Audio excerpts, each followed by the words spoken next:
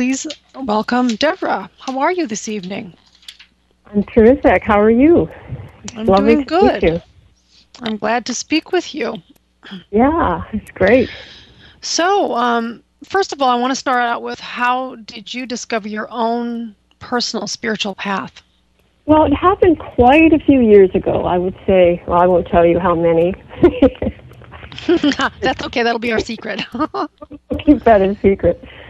Uh, but I was about 29 at the time, and I was modeling and dancing. But I had something that would go on inside of me all the time, kind of like a longing for something that I didn't really know what it was exactly. But I thought it was children, so I decided, okay, I'm going to have to get pregnant. I have to, I have to have children. Problem was I hadn't menstruated for years. So I went to a specialist and discovered that my uterus had, in his words, dissolved. So I was devastated, as you can imagine, when you're at that age where you're just longing to have kids. So I went, through the medical route and didn't have much success. But then I sought out some healing modalities, including meditation. And it was during one meditation retreat that I had what is called a direct experience of the truth or enlightenment of who and what I really am. Now, this was the most profound moment I'd ever experienced. I experienced absolute love, a love that went far beyond the confines of just our body and mind. It was beyond anything that I'd ever experienced up until that point. And then a miraculous healing soon followed this experience. This enlightened experience was so profound that it literally changed my life forever and put me in a completely different direction. And to top it off, my uterus actually grew back shortly thereafter, which they said was a miracle. But that wasn't even the big part of it. That was sort of a little offshoot of the real experience of oneness and love with, my experience was, I am God. This is God. And then even the word God fell away, and then it was just pure light. So that does change one's life, and I would say that's about where it all started.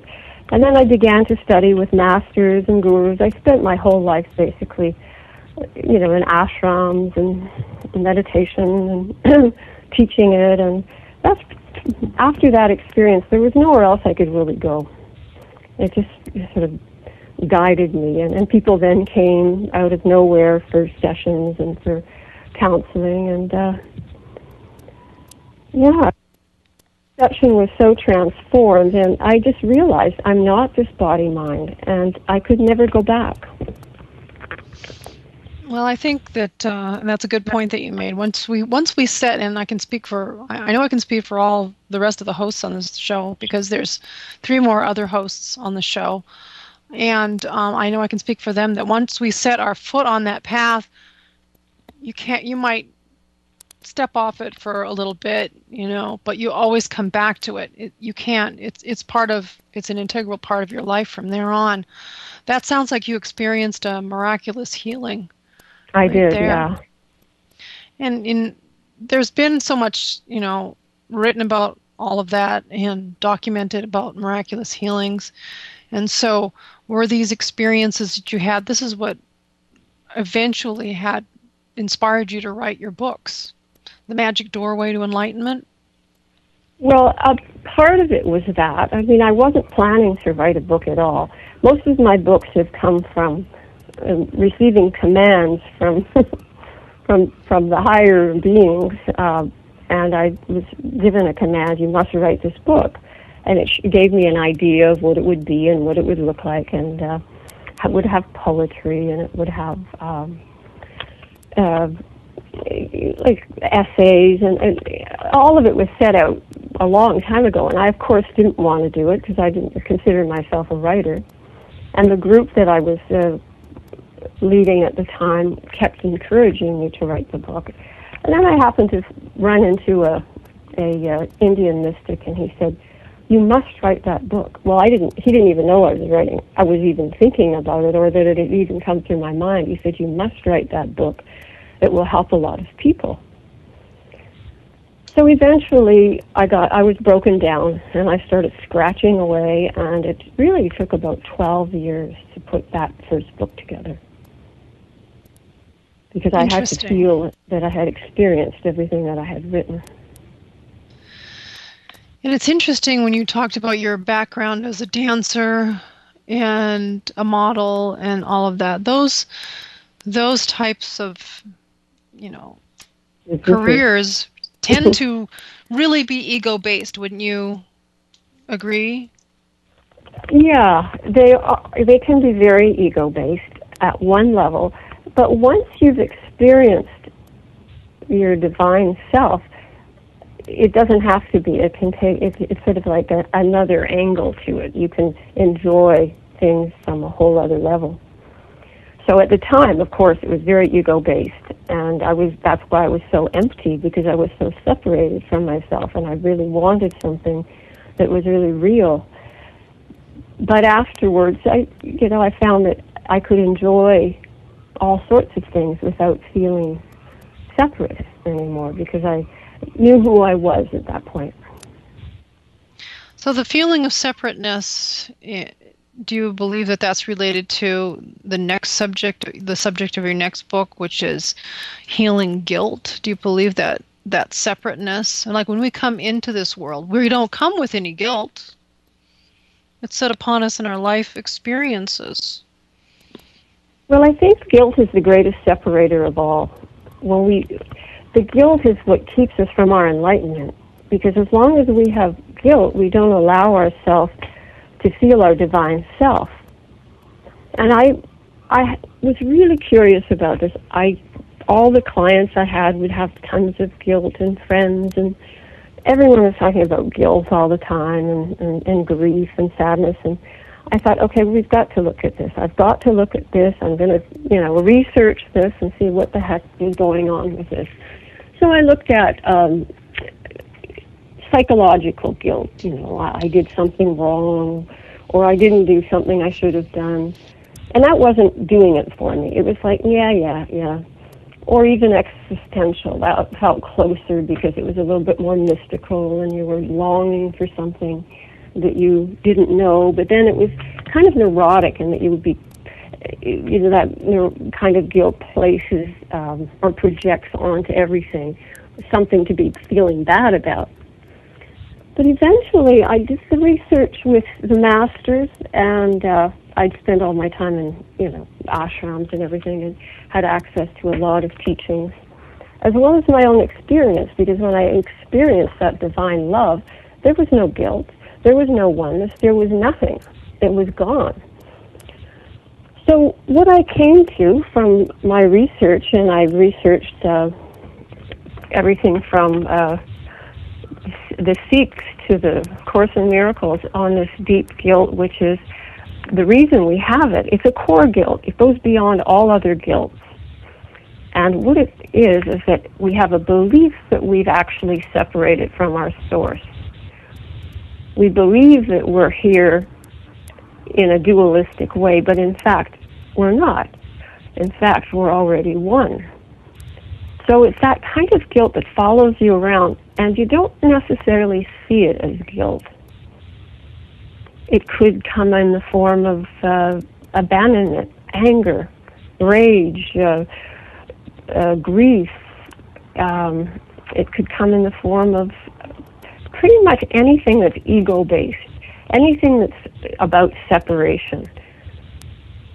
And so what I discovered from this is the core. This is the real core of our guilt. For example, the teachings of Buddhism say that guilt is missing the mark. We only have guilt because we've missed the mark. We've missed the mark being that we haven't joined with our divine self. Instead, we believed ourselves to be separate. Just because of the mere fact, when we look outside of ourselves, we see separation.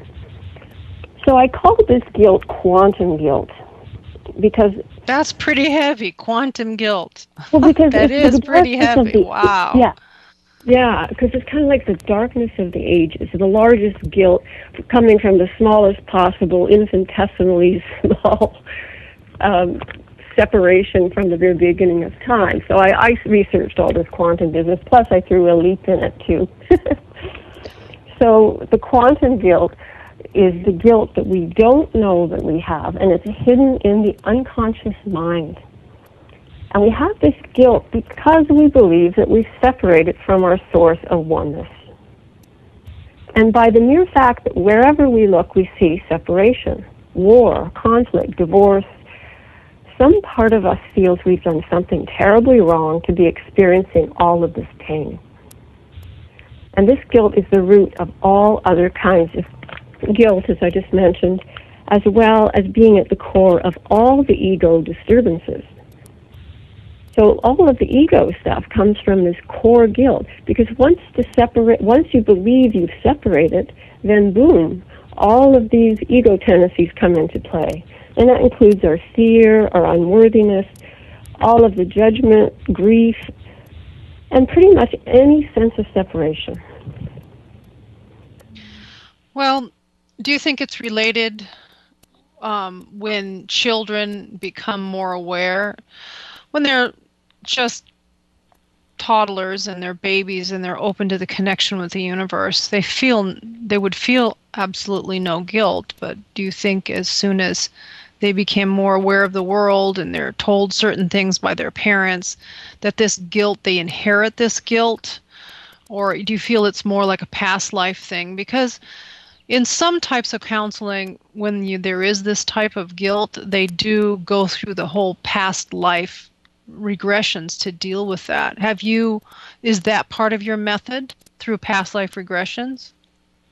Actually, though, I go even beyond the past life.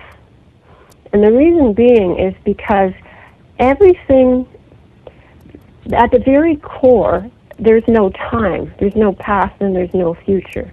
At the very absolute level, where we are all one with everything, there's nothing going on. There's no cause and effect, there's no karma, there's no past life, there's only love.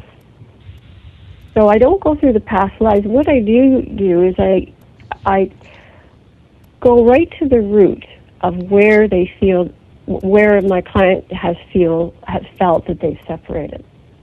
And we keep going through those levels, until they really get to that core place in themselves where they feel they really feel they separated from God, or they've really separated from their real self.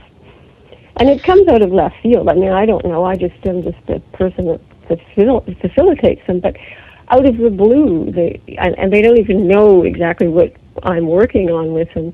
They say, I've separated from God, and that's why I'm suffering. Now, when you define the separation from God, because God, you're speaking of the creator force, the higher being. Yeah, the source, say. I use the word God because, when I have my direct experience, I am God. But even the word God fell away. So is that which is. Somewhere we have left the place of oneness and love. Somewhere we've left that. I think to keep it simple, it's like the oneness and the love. Having left that, then what is there but separation? So it's either oneness or separation. So we're either one with ourselves and love, and we see each other through divine eyes, or we're separate and we see each other through the eyes of, that jerk, he got in my way, this person cut me off. Yeah. All of that. All of that. That's what happens after the separation. Before the separation, it's okay, go ahead. After the separation, it's like, you. Boy. Well, people who engage in road rage should probably, they need to find their oneness. Don't you agree? Well, I mean, even that's a way to try to find. Everyone's looking for the oneness.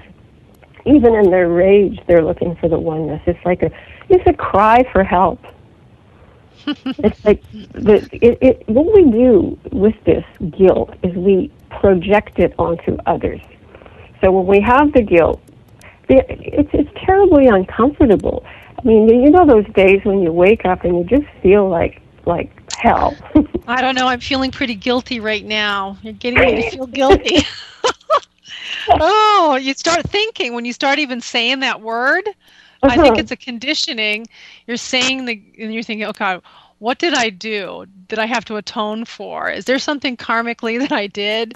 And it would be related to something on this plane and on another plane. Don't you agree? Well, there's many levels, of course, absolutely. And what I'm dealing with today is just the one, you either are or you aren't. Well, what about guilt and sin? I know sin is something that is a concept that was put out there mainly by some of the organized religions. But what is your definition of sin? Well, sin is kind of guilt and sin, they kind of need each other to keep going. But when one falls away, so does the other.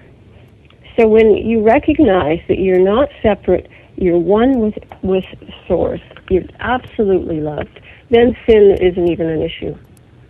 But sin, a lot of it is, well, all of it actually, all of the things we make up after the separation are made-up concepts. So before the separation, we're one. It's just one beautiful, frequency. After the separation, we make up all kinds of stories. We make up guilt and sin and just about everything. Bad karma and bad luck and all that stuff, yeah, right? Karma, oh God, karma's something people dare not touch. You have to keep the karma thing going. But it's an illusion too.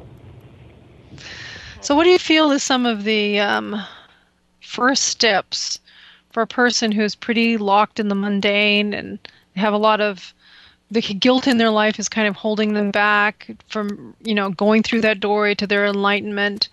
What would be some of the first steps that you would suggest people take? Well, some of the little steps that you can take is, first of all, just think of a plant. It's like uprooting a plant that's in the shade. I mean, it can be that simple because it is that simple. It just takes an instant to go from the sense of separation to the sense of oneness. And it can take an instant as well. I mean, I've had people who have read this book, even though it just came out now, and they've actually had that moment of, oh my God, I'm not guilty, I'm not bad, and I'm free. So they've actually experienced that instant of enlightenment from having read it. So it's kind of like a live book, because once the masters tell me I have to do something, then they also use the book to help others that way. So it's that simple. So focusing from one state of being to another. So you're uprooting a plant that's in the shade, and you just want to replant it in the sunshine, in the sunlight. Or you're putting a plug in a socket, and we've had it in the wrong socket, which is guilt and sin and karma and doership. I did it all, so I must be wrong. All of those things, we had it in the wrong socket. And incidentally, the scientists are also saying that we're not the doers of action. In fact, actions happen, but we don't even know about it till like a minute or so later. So in a sense, they're saying we don't do anything. And that's the scientists, which is very interesting. But nevertheless, we've got this plug in the wrong socket with all of the, the guilt and fear and all of that stuff. And it takes a moment to go, okay, this plant needs to go over here, this plug needs to go over here. And we take it out of the socket and we put it in the socket of, I'm a mortal spirit. I'm a mortal spirit. This body has nothing to do with who I really am. Because who we really are is something much greater than the body-mind. We are so loved, and anyone that's experienced that knows how absolutely loved we are at all times. We hear about people who've had the near-death experiences, and all they talk about is being so loved. They can't believe how loved we are. So they're enveloped in it. If a person, just somebody off the street, comes to you and they're very closed, they're extremely closed, and they need to get in touch with that source, what would you suggest them going into a meditation, some type of guided meditation? How would the person who doesn't know how to even get to that source just be able to tap into it?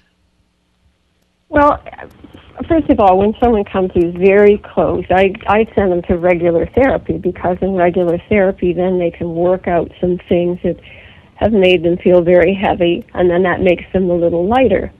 Mm-hmm. But when they are able to get to reach a place of being a little bit lighter, then they can begin to focus in a different way. Like some spiritual seekers believe that in order to be free of the world and to grow and gain enlightenment, they need to give up everything. But nobody has to give up everything. We don't have to renounce our wealth or status or anything of the world. All we have to give up is the I, me, and mine. So even that would be a practice. And I do a practice with people which is called a soul cleanse. And what I do is and it's a great thing, because, when we consider how much cleansing we try to do on our bodies to make the body feel better. Right. But we don't really think of the soul. And so in the soul cleanse, it's a really neat thing to do. I like to do it on myself all the time when they get moving in the wrong direction. And it's a matter of just cleaning the decks and take all your identifications off. So in other words, I'm bad, I'm not doing this right, they hate me, or whatever it is, all the things that we come up against in a day. And just start to let them go. Just let them go till you let the person go eventually. The I, me, and the mine. So you finally get back to a place where even the person has gone, and you're in the place of beingness at that point, where you're just simply before you made up the story. So you're at the place of just I am. Before you say I am Susan, I am Fred, I am a man, a woman, a doctor, a lawyer. Get rid of the labels.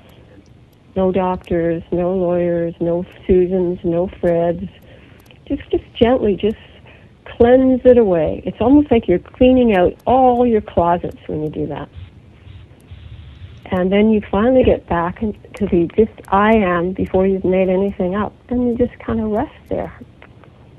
Just sort of like being held in that place of love.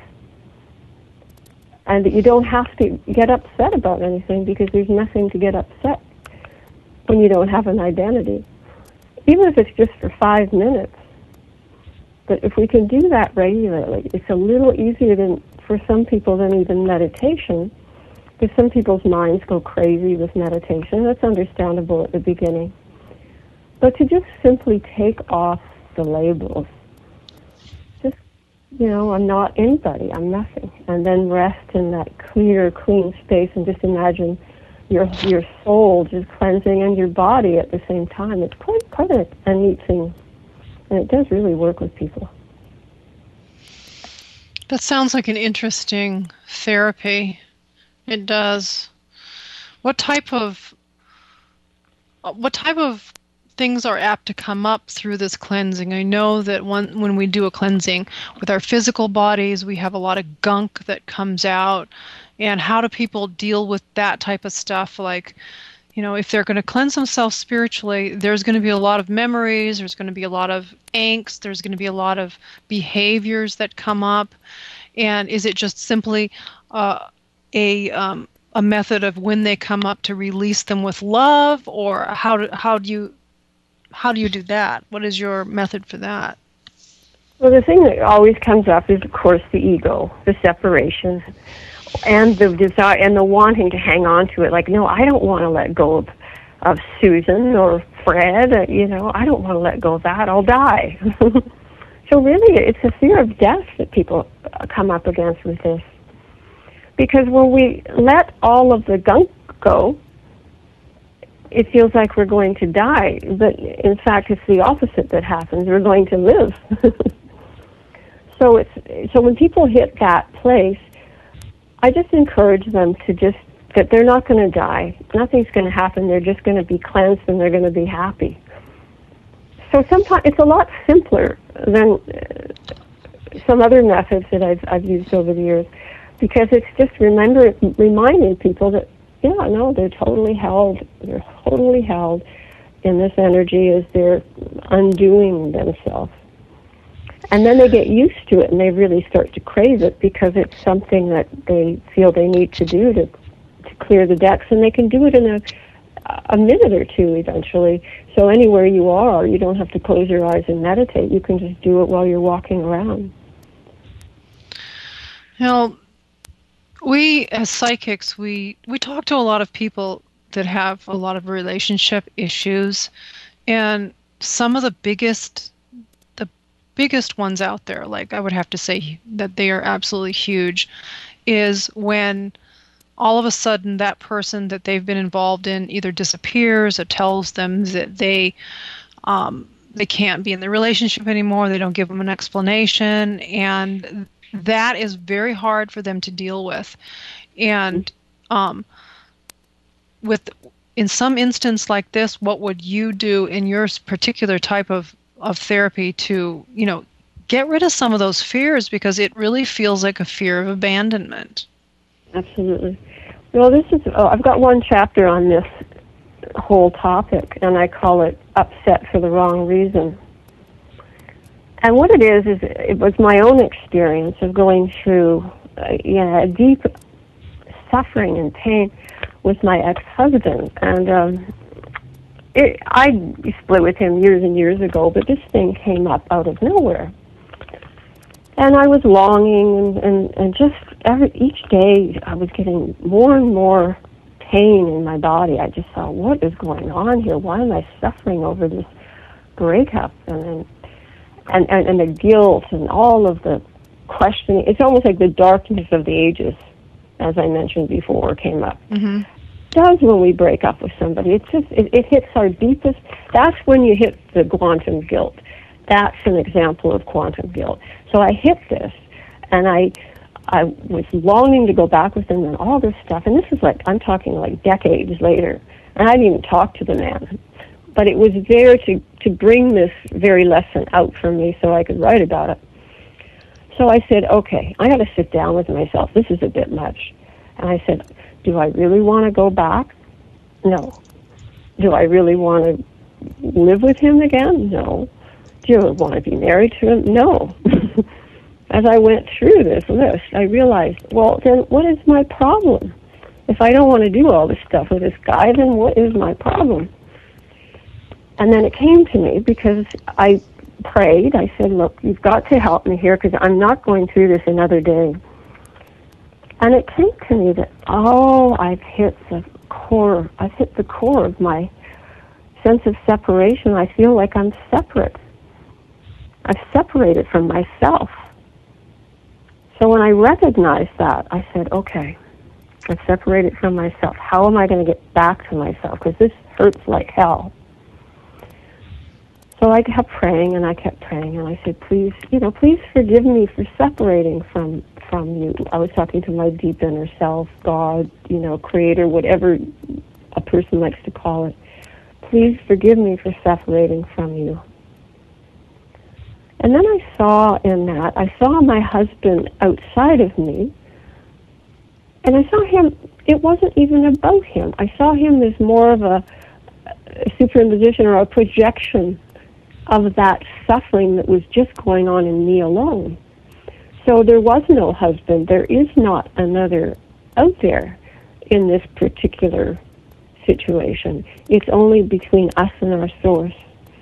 So when I got that, and I saw his innocence, that he was just the player that I needed so that I could see this in myself, then I just relaxed and I was able to forgive myself and forgive him. And I didn't even know what I was forgiving him about. There was nothing to, but he was actually, it looked like he was causing my pain, but it wasn't that way at all. I was just separating from my source and giving him all the power. So basically I had to take back the power to myself. Took back your own personal power, right?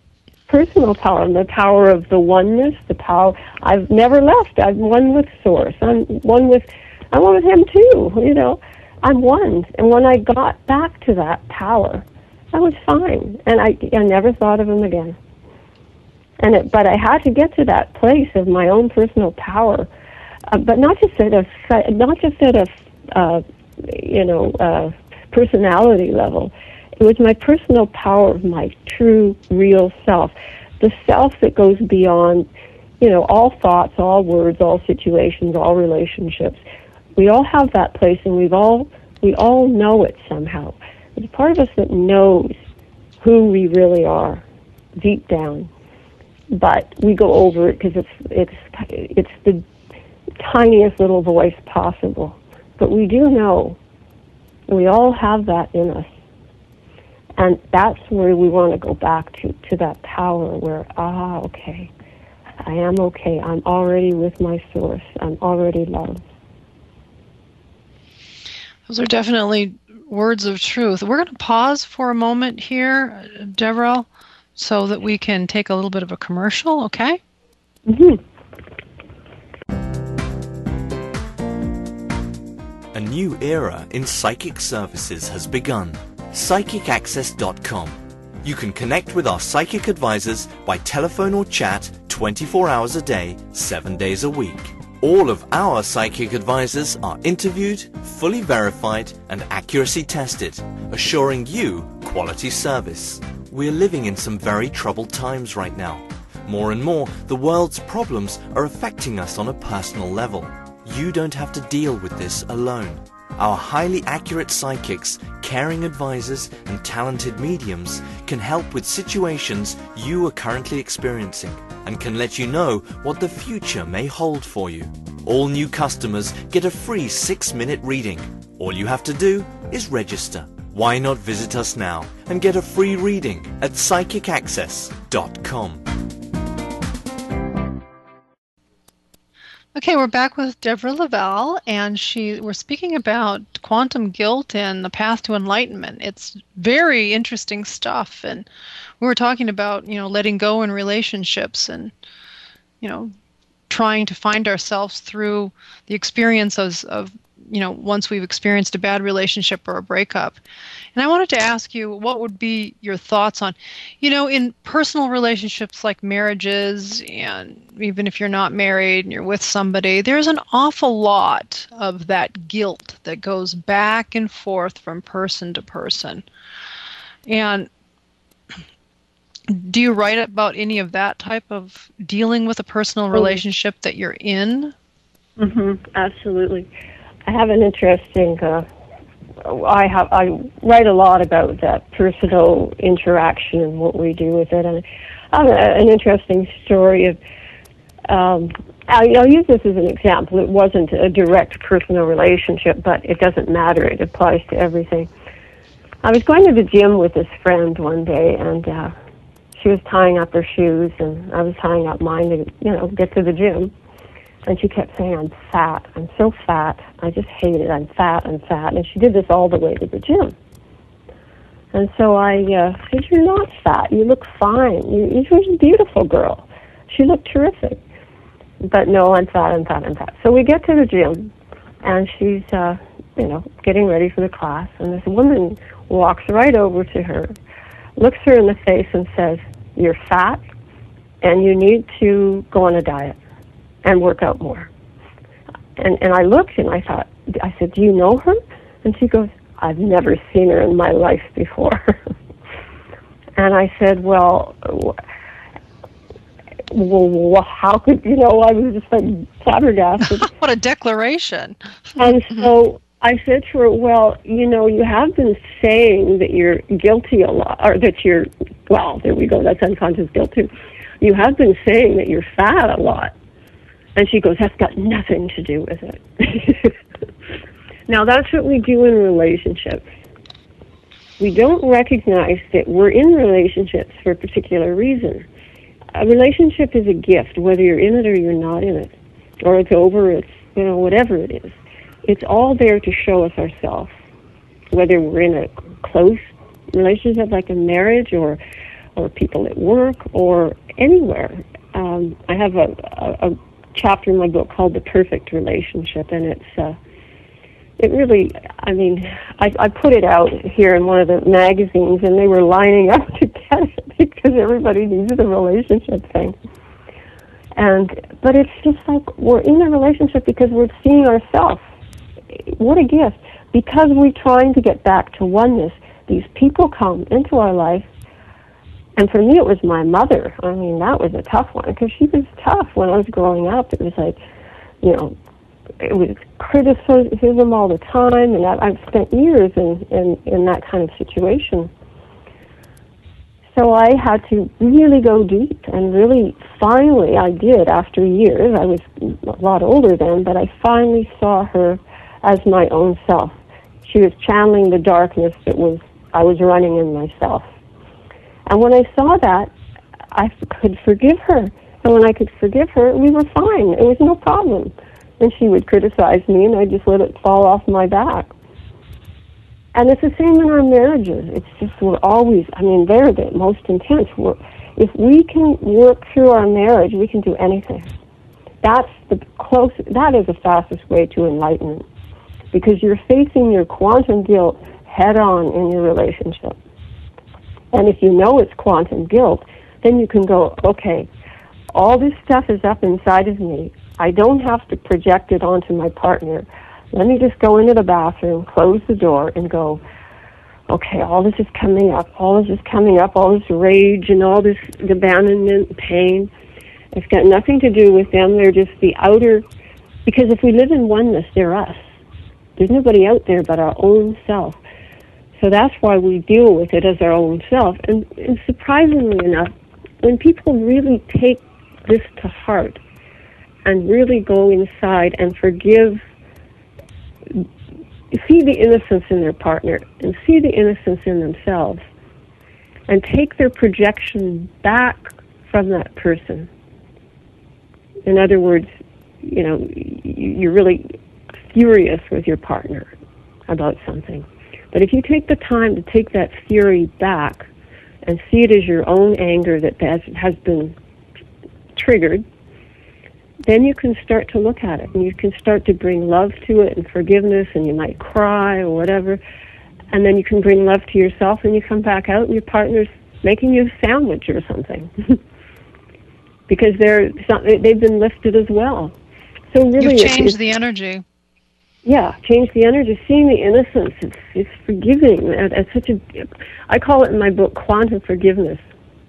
It's quantum forgiveness because you need quantum forgiveness from the quantum guilt. Because ordinary forgiveness is, yeah, I forgive you. That kind of forgiveness. But then you really don't. Then you really. And you don't, because it's the body trying to forgive a body, and now that doesn't really work because the person feels a bit condescended to. But when you do that deep forgiveness, they don't even have to know you've done it. They don't even know they're forgiven. They don't know anything. They're just out there, hey, let's go to the show, or, or they may even come up and give you a kiss on the cheek, or God knows, anything can happen. But this works. When I work with my people with this, it always works. People always have a shift of some sort that is in the best interest of themselves and the people in their life. Well, let's go a little bit deeper into this. We talked about relationships, and that's really everybody.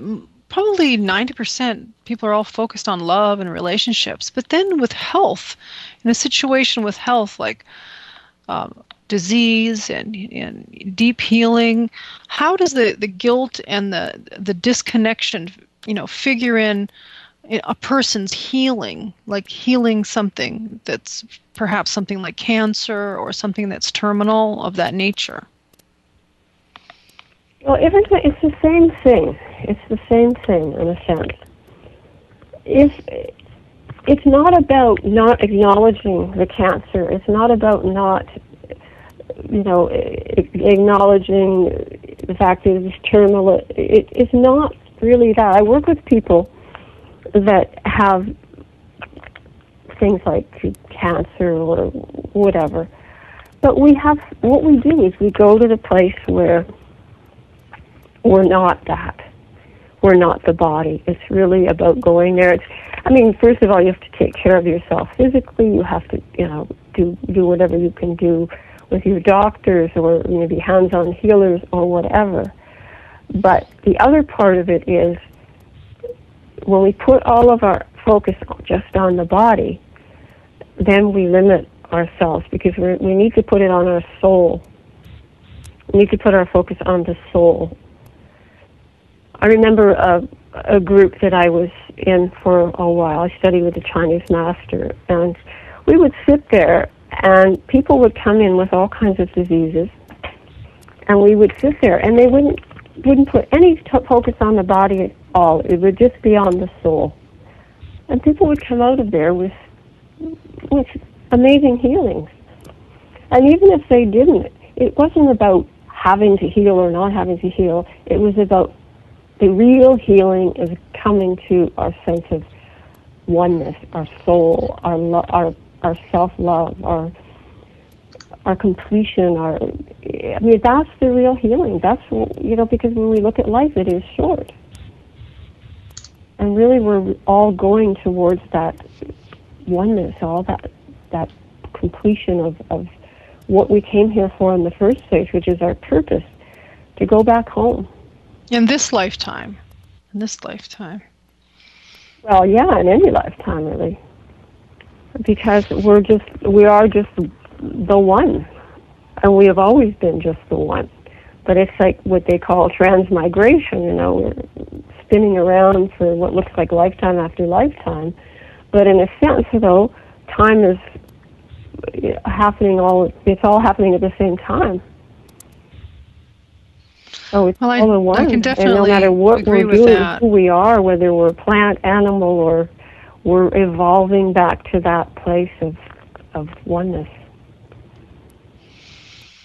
So healing, the ancients always said that healing starts in the mind, whereas, and being, healing and illness also starts in the mind.